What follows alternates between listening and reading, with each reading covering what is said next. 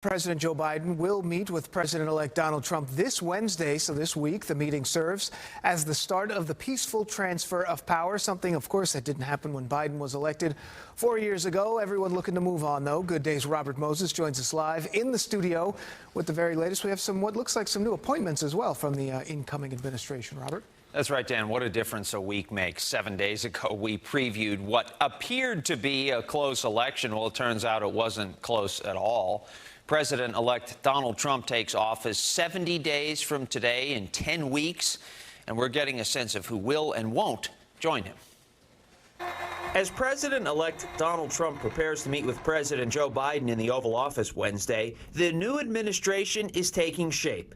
Late last night, the president-elect named Tom Homan, who served as acting director of Immigration and Customs Enforcement in his first term, as the border czar. In his announcement, President-elect Trump said Homan will be, quote, in charge of all deportation of illegal aliens back to their country of origin. Homan spoke last month on 60 Minutes. I hear a lot of people say, the talk of a mass deportation is racist, it's threatening to the immigrant community.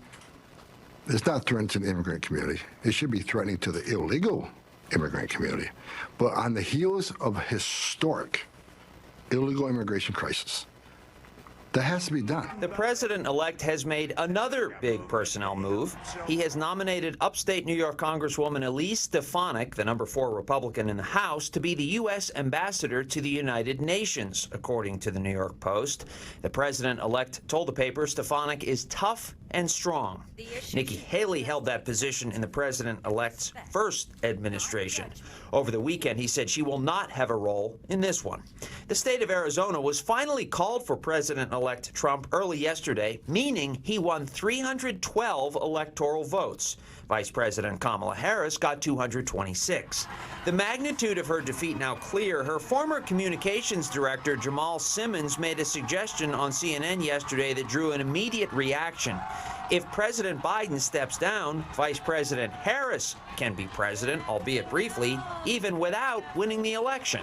Joe Biden has been a phenomenal president. He's lived up to so many of the promises he's made. There's one promise left that he could fulfill, being a transitional figure. He could resign the presidency in the next 30 days, make Kamala Harris the president of the United States. Whoa. It would absolve her from being able to, from having to oversee the January 6th transition, right, of her own defeat.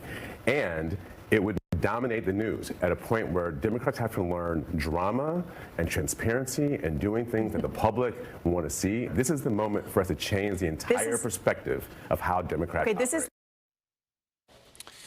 So a far-fetched idea, admittedly, that has very little chance of actually happening, but it would be a way for Vice President Harris to assume the presidency, albeit quite briefly. Now, another part of all this transitioning, Supreme Court Justice Sonia Sotomayor, a Bronx native who is 70, has faced calls from some Democrats to step down before President-elect Trump takes office so that President Biden could name a younger justice to replace her. But according to multiple reports, she has no plans to do that.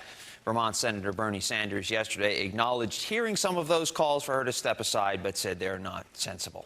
Dan, back to you. Robert, thank you very much.